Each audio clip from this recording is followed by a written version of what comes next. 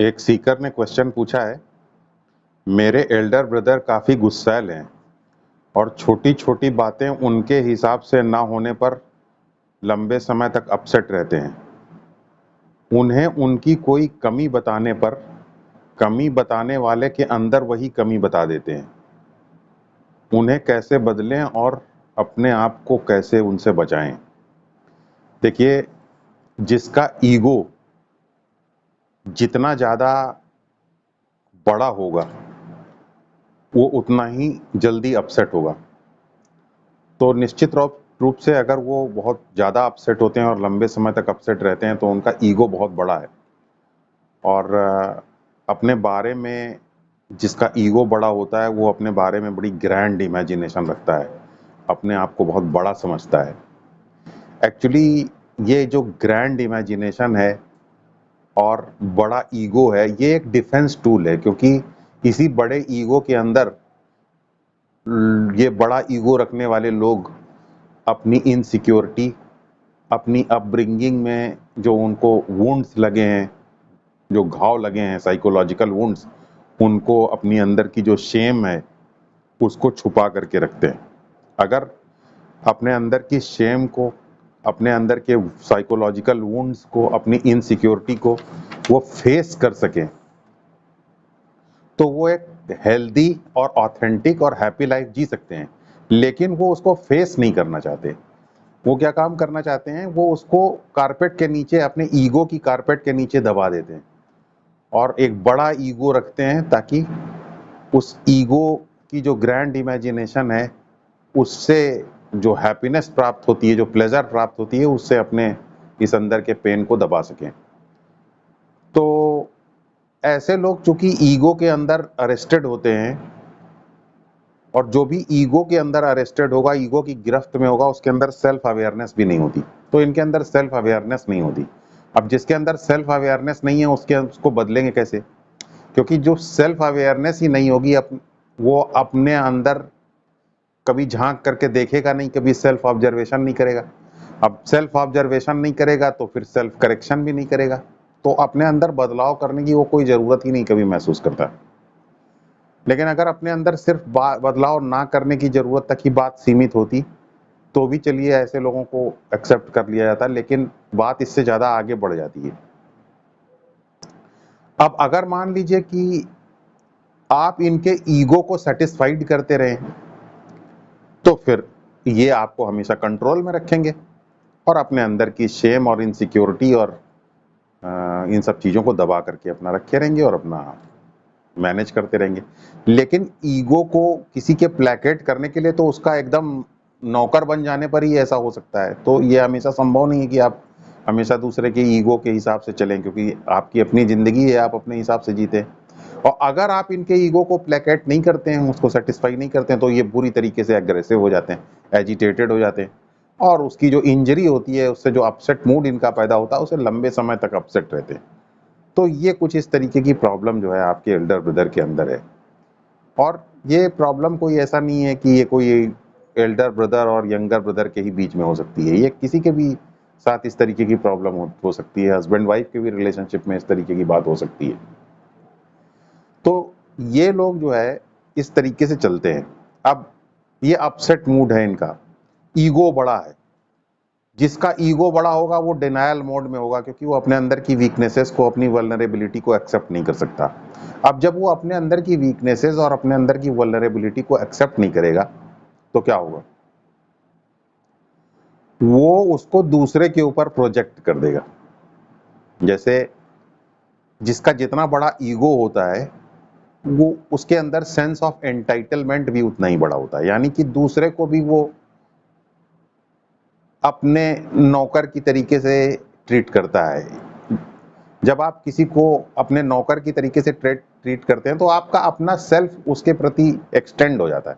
आप उसको अपने सेल्फ का एक एक्सटेंशन मानते हैं, क्योंकि उसके ऊपर तो आपका कब्जा हो गया ना। जिसके ऊपर आप अपने कब्जे की भावना रखेंगे उसका आपका सेल्फ जो है उसके ऊपर एक्सटेंड हो गया। तो यानी कि आपको तो वो अपने सेल्फ का एक्सटेंशन मान रहे हैं। अब जब आपको अपने सेल्फ का एक्सटेंशन मान रहे हैं और अपनी वीकनेसेस को लेकर के डिनायल मोड में हैं, उसको एक्सेप्ट नहीं करने के लिए तैयार हैं, तो ये ऐसे लोग क्या काम करते हैं कि एक बीच का रास्ता निकालते हैं, और वो रास्ता ये है कि अपनी वीकनेसेस को चूंकि एक्सेप्ट नहीं कर रहे हैं, इसलिए अपनी वीकनेसेस को अपने दूसरे सेल्फ जो कि आप हैं, जो आप जो कि उनका एक्सटेंशन ऑफ सेल्फ है, या आप उनका जो सैटेलाइट सेल्फ है, आपके ऊपर प्रोजेक्ट कर देते हैं। वो उस वीकनेस को अपने अंदर ना देख करके आपके ऊपर देख लेते हैं और आपको उसके लिए एक्यूज करने लग जाते हैं। यानी अगर वो ओवरवेट हैं और आप उनसे कहें कि आप ओवरवेट हैं, तो वो अपने आप को ओवरवेट ना बता करके आपको ही ओवरवेट बता देंगे। तो इस प्रकार ये आपको जो है अपने अंदर की वीकनेसेस के लिए आपको ही एक्यूज कर देंगे। अगर वो बहुत वायलेंट हैं और आप उनसे कहें कि भाई आप बहुत वायलेंस के साथ जीते हैं, तो वो आप ही को वायलेंट बता देंगे। आप अगर उनके अंदर ये बताएं कि देखिए आप जो है सही तरीके से नहीं जीते हैं, बहुत सेल्फिश हैं आप, तो वो कह देंगे कि नहीं आप ही सेल्फिश हैं। तो जो उनके अंदर की वीकनेसेस होती हैं उसको दूसरे के ऊपर, यानी अपने एक्सटेंशन ऑफ सेल्फ यानी आपके ऊपर ही प्रोजेक्ट कर देते हैं। तो इस प्रकार जब वो आप अपनी वीकनेसेस को आपके ऊपर प्रोजेक्ट कर देंगे, तो उन्हें टेम्परेरी रिलीफ मिल जाएगा अपनी वीकनेसेस से, क्योंकि अब वो चूंकि ये मानेंगे नहीं कि अपने अंदर कोई वीकनेस है, तो वो अपनी ग्रैंड इमेजिनेशन के साथ और अपने ईगो के साथ वो जी सकते हैं। इसे कहते हैं प्रोजेक्शन, यानी अपने अंदर की वीकनेसेस को दूसरे के ऊपर प्रोजेक्ट कर देना। ये बड़ा नेचुरल सा प्रोसेस है, और इनफैक्ट अच्छे लोग भी इस तरीके का प्रोजेक्शन करते हैं। जैसे मान लीजिए आप एक अच्छे व्यक्ति हैं, तो आप पूरी दुनिया को ही अच्छा मानने लग जाते हैं। ये भी एक प्रोजेक्शन ही है, क्योंकि जब आप सबको अपना मान रहे हैं, तो सब सारे व्यक्ति ही आपके सेल्फ का एक्सटेंशन हो गए ना। तो आप अपने अंदर की अच्छाई को भी दूसरे के ऊपर प्रोजेक्ट कर देते हैं। तो आप कह देते हैं कि जैसे मैं अच्छा हूं, अपने आप अंदर की अच्छाई को दूसरे के ऊपर प्रोजेक्ट कर देते हैं, तो दूसरे लोग भी आपको अच्छे नजर आने लग जाते हैं, जबकि हो सकता है कि वो अच्छे ना हो, लेकिन आपने अपनी अच्छाई उनके ऊपर प्रोजेक्ट कर दी। उसी तरीके से ये लोग जो है अपनी बुराई दूसरे के ऊपर प्रोजेक्ट कर देते हैं। इनफैक्ट हमारा जो सेल्फ है, उसको अगर लॉजिकली आप देखें तो वो नॉन डुअल सेल्फ है। हमारे शास्त्रों में सेल्फ को बताया गया नॉन डुअल इन्फिनिट। तो उसका एक्सटेंशन, चूंकि हमारा स्वभाव नॉन डुअल है, इसलिए व्यवहारिक स्तर पे हम अपने सेल्फ को दूसरे के ऊपर एक्सटेंड कर सकते हैं, क्योंकि दूसरे तक हमारा सेल्फ जा सकता है, क्योंकि अंदर से तो हमारा नेचर नॉन डुअल ही है। तो इस प्रकार से भी हम अपने नेचर को, अपने वीकनेसेस को दूसरे के ऊपर या अपनी अच्छाइयों को दूसरे के ऊपर प्रोजेक्ट कर सकते हैं, एक्सटेंड कर सकते हैं। तो इस प्रकार ये अपनी कमियों को आपके ऊपर एक्सटेंड कर देते हैं ऐसे लोग। अब मान लीजिए मेरे अंदर कोई कमी है, वो उसको मैं आपके ऊपर प्रोजेक्ट कर दूं, तो जाहिर सी बात है कि आपको बुरा लगेगा, आप घबरा जाएंगे, क्योंकि आपको मैं वो बताने की कोशिश कर रहा हूं जो आप हैं नहीं। तो ये आपके लिए बड़ा अपसेटिंग हो सकता है। बस यहीं पे आपको थोड़ा सा अलर्ट रहने की जरूरत है। आपको पहली बात इस प्रोजेक्शन के प्रोसेस को समझना है कि आपके एल्डर ब्रदर कैसे आपके ऊपर प्रोजेक्ट कर रहे हैं अपनी वीकनेसेस को। उसका जो प्रोसेस मैंने आपको एक्सप्लेन किया, इस प्रोसेस को समझना है आपको, और इसको एक प्रोसेस की तरीके से देखना है, ऑब्जेक्टिवली इसको देखना है, इसको पर्सनली नहीं लेना है। तो अगर मान लीजिए वो आपसे कहते हैं कि नहीं तुम सेल्फिश हो, तुम बदतमीज हो, तो आपको इसको पर्सनली नहीं लेना है, क्योंकि वो अपनी कमियों को आपके ऊपर प्रोजेक्ट करके अपने बारे में आपको बता रहे हैं, वो आपके बारे में कुछ नहीं बता रहे हैं करके। तो आपको कैसे लेना है इसको? आपको इन सब चीजों को पर्सनली नहीं लेना। आपको ये कहना है भाई हाँ आप ऐसा सोचते हैं तो हम क्या कह सकते हैं, ये कह करके आपको वहां से निकलना है। आपको उसको बिल्कुल पर्सनली नहीं लेना है, आपको उसको इंटरनलाइज नहीं करना है, क्योंकि अगर आप इंटरनलाइज करेंगे तब तो आप विक्टिम आइडेंटिटी का शिकार हो जाएंगे। आप ये सोचने लग जाएंगे कि अरे देखिए मेरे ऊपर ऐसे इल्जाम लगा दिया, मैं तो ऐसा हूं नहीं, लेकिन फिर भी मुझे ऐसा कह दिया, और बस आप ये सोच करके दुखी हो जाएंगे।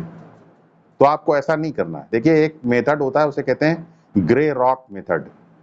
तो ग्रे रॉक मेथड का मतलब, जैसे कि आप सड़क पे कहीं जा रहे हैं, ग्रे रॉक पड़ा हुआ है, तो ग्रे रॉक जो है वो आपसे किस तरीके से, वो आपके जीवन के प्रति इनडिफरेंट है। तो उसी तरीके से जैसे ग्रे रॉक आपके प्रति इनडिफरेंट है, वैसे ही आपको इनके सामने ग्रे रॉक हो जाना है, आपको इनडिफरेंट हो जाना है। इनफैक्ट इनडिफरेंट सही वर्ड नहीं है, आपको नॉन रिएक्टिव हो जाना है। जैसे ग्रे रॉक आपके जीवन के बारे में कोई प्रतिक्रिया नहीं देता, वैसे आपको भी कोई प्रतिक्रिया नहीं देना है। जब आपको ये इल्जाम लगाएं आपके ऊपर, अपनी कमियों को आपके ऊपर प्रोजेक्ट करें, तो आपको रिएक्ट नहीं करना है, ग्रे रॉक की तरीके से रहना है।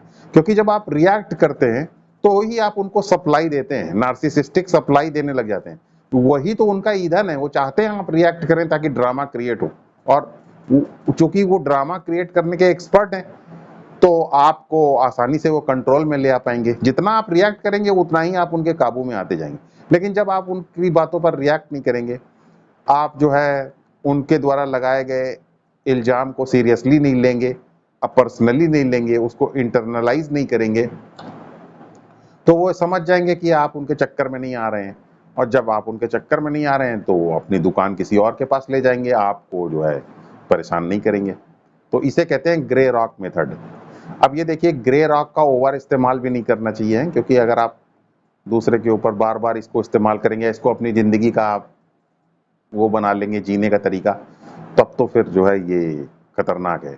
तो आपको ऐसा नहीं करना है, आपको डिफ़िकल्ट सिचुएशन में ही इस ग्रे रॉक मेथड का इस्तेमाल करना चाहिए और नॉन रिएक्टिव वे में आपको रहना चाहिए।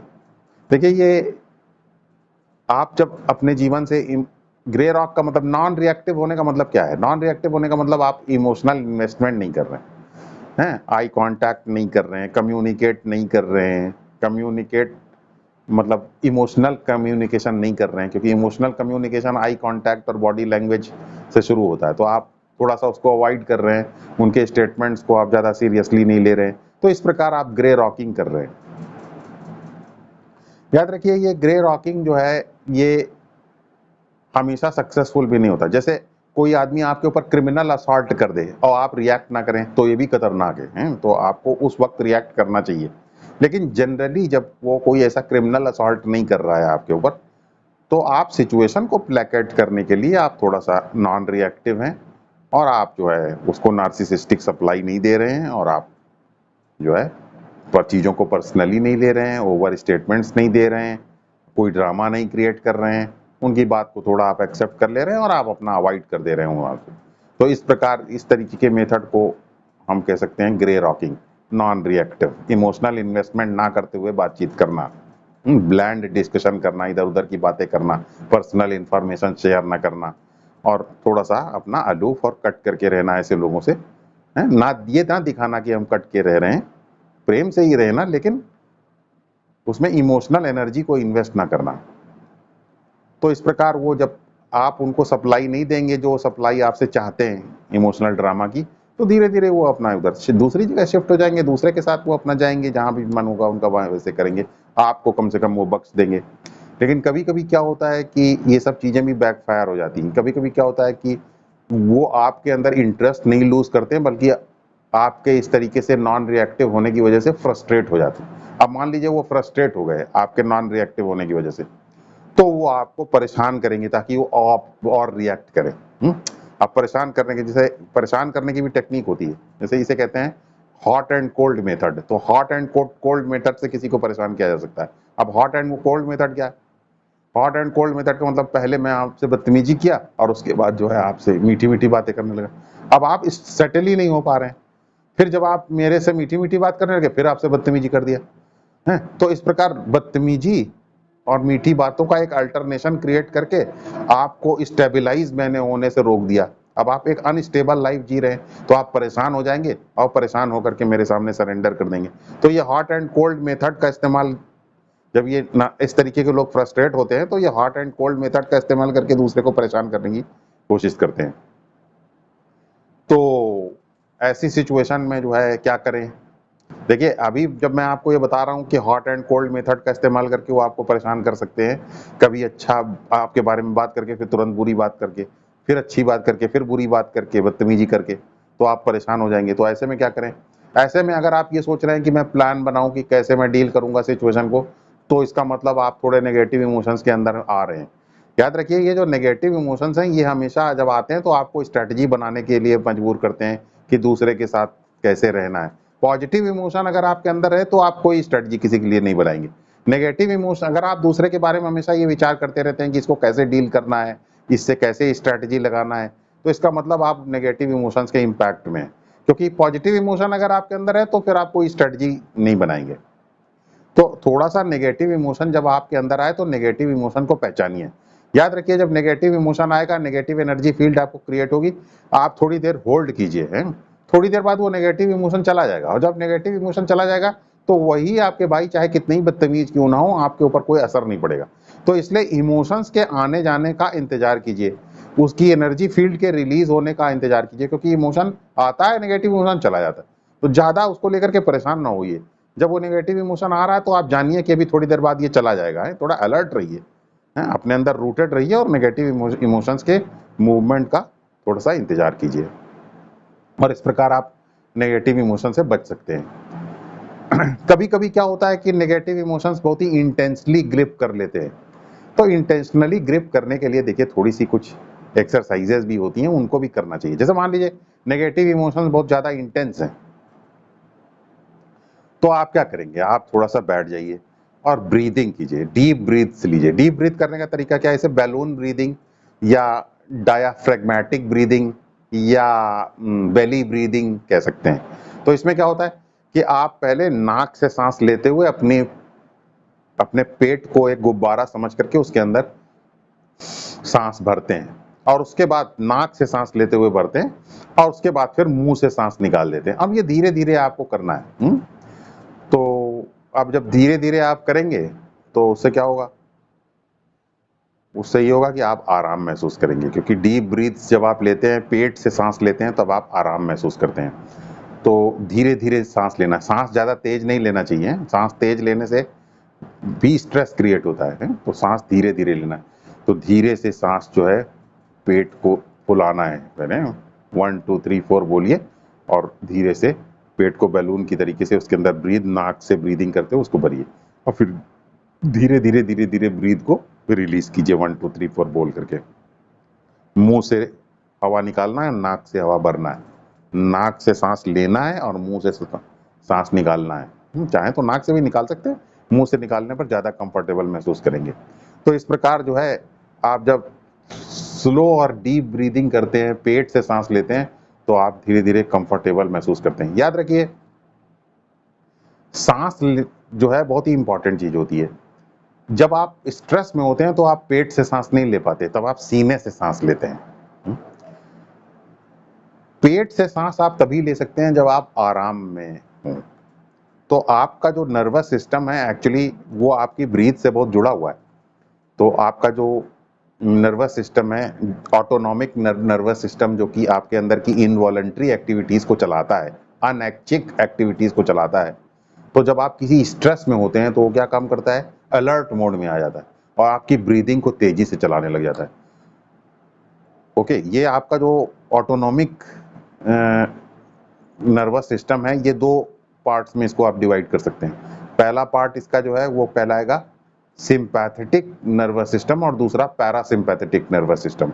तो जब आप स्ट्रेस में आते हैं तो आपका ये जो सिंपैथेटिक नर्वस सिस्टम है ये एक्टिव हो जाता है और आपकी ब्रीथ को तेजी से चलाने लग जाता है।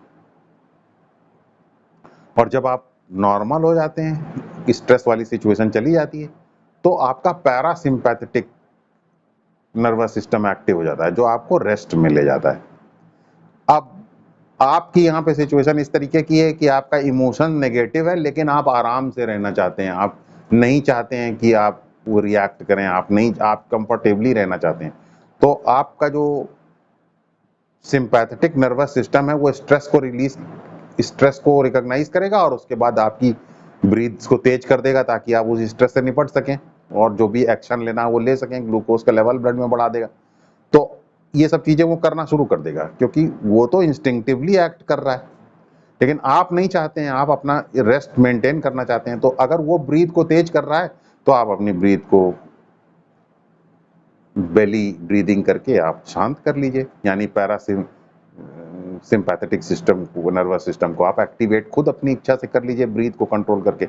इस प्रकार आप जब सीने से सांस लेने लगते हैं तो स्ट्रेस को में आप रहते हैं, जब पेट से सांस लेने लगते हैं तो स्ट्रेस आपका कम हो जाता है। तो आप बेली ब्रीदिंग करके आप अपने स्ट्रेस को, थोड़ा स्ट्रेस के लेवल को आप नीचे ले जा सकते हैं।